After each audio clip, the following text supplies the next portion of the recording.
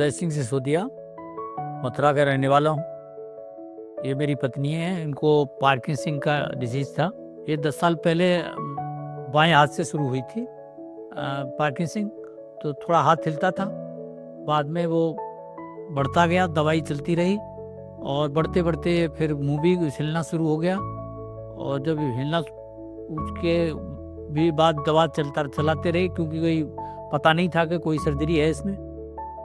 इसके बाद जो है, जब इनके पैरों ने लोड लेना बंद कर दिया शरीर का, तो हमको जानकारी प्राप्त हुई कि भाई इसमें एक सर्जरी है DBS करके, और उसको आप कराएंगे तो उससे काफ़ी आपको रिलीफ मिलेगा। तो मैं डॉक्टर राहुल से मिला मेट्रो हॉस्पिटल, और उन्होंने कहा ठीक है, हम ये सर्जरी आपकी करा देंगे। अब ये सर्जरी हो गई है और ये बिल्कुल ठीक काम कर रही है, और उनको कोई पार्किंसन का अब इस समय कष्ट नहीं है। नमस्कार, मैं doctor Rahul Kumar, senior consultant unit head department of neurosurgery, metro hospital. आज हम बात करेंगे पेशेंट जिनका नाम है रामवती सिसोदिया, जो पिछले 15 साल से पार्किंसन डिजीज़ से ग्रसित हैं। वो 15 साल से मेडिकल मैनेजमेंट पे थी और ट्रीटमेंट ले रही थी। धीरे धीरे उनका मेडिकल मैनेजमेंट, जो कि एक टैबलेट होती है सिंडोपा, लीवोडोपा हम बोलते हैं, उस पे डिपेंडेंट थी। धीरे धीरे उनका ट्रीटमेंट फेल होता जा रहा था, उसकी इफ़ेक्टिवनेस कम होती जा रही थी, और घर वालों ने ये समझ लिया था कि पेशेंट की लंबी लाइफ नहीं है, और सब जगह डॉक्टरों ने बोल दिया था कि पार्किंसन डिजीज़ का अब कोई इलाज नहीं है, क्योंकि मेडिकल मैनेजमेंट फेल हो गया था।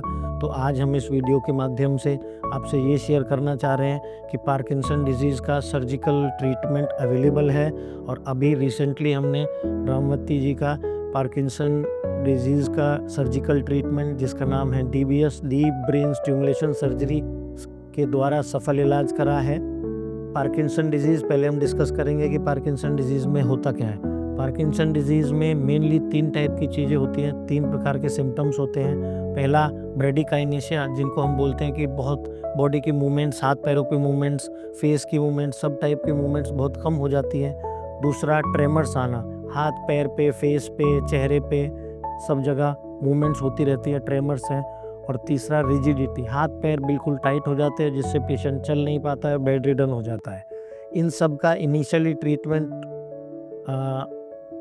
मेडिकल मैनेजमेंट होता है। ट्रीटमेंट पहला हम टैबलेट्स मेडिसिन स्टार्ट करते हैं, जिसका नाम है टैबलेट सिंडोपा, फिर उसकी धीरे धीरे डोज इंक्रीज़ करके मैक्सिमम डोज तक करते हैं। बहुत सारे पेशेंट इसके द्वारा कंट्रोल करे जा सकते हैं और ट्रीट करे जा सकते हैं, और जो पेशेंट जिनमें इस टैबलेट और मेडिकल मैनेजमेंट की वजह से ट्रीटमेंट में फ़ायदा नहीं होता है, उन लोगों के लिए सर्जिकल ऑप्शन भी अवेलेबल है, जिसका नाम है डीप ब्रेन स्टिमुलेशन। अभी रिसेंटली हमने रामवती सिसोदिया पेशेंट नाम है जिनका, उनका डीप ब्रेन स्टिमुलेशन सर्जरी करी है और बहुत सफल, और now they are very happy है, वे बहुत खुश है और एक बहुत ही अच्छी कंडीशन में जा रहे हैं डिस्चार्ज होके। मैं आपको थोड़ी सी DBS सर्जरी के बारे में बताना चाहूँगा कि हिंदी में जो कहते हैं कि ब्रेन में चिप लगा दी है, एक इलेक्ट्रॉनिक डिवाइस होती हैं जो चिप होती हैं, हम वो ब्रेन में लगा देते हैं, उसको बैटरी के द्वारा करंट मिलता है और वो ब्रेन को कंट्रोल करती है, जिससे पार्किंसन डिजीज़ के सिम्टम्स में बहुत 95 to 99% तक इम्प्रूवमेंट मिल जाता है, और इवन हम जो टैबलेट्स हैं और मेडिसिन हैं उनको भी स्टॉप कर सकते हैं। रिसेंटली हमने जो DBS करा है वो इंडिया में दूसरा केस है, दूसरा इन द सेंस कि परसेप्ट RC टेक्नोलॉजी का दूसरा केस है।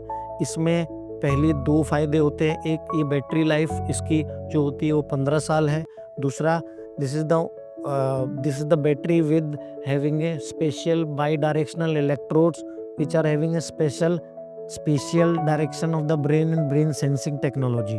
तो ये सब चीज़ें बहुत आधुनिक इलाज पार्किंसन के लिए, डिजीज़ के लिए अवेलेबल हैं। तो मैं आप सब लोगों से यही गुजारिश है कि पार्किंसन डिजीज़ का सर्जिकली सफल इलाज अवेलेबल है, मेट्रो हॉस्पिटल में हम लोग कर रहे हैं, और अभी रामवती पेशेंट हैं जो हमने बहुत ही एक सफल इलाज करके उनको बहुत ही स्टेबल कंडीशन में डिस्चार्ज किया है।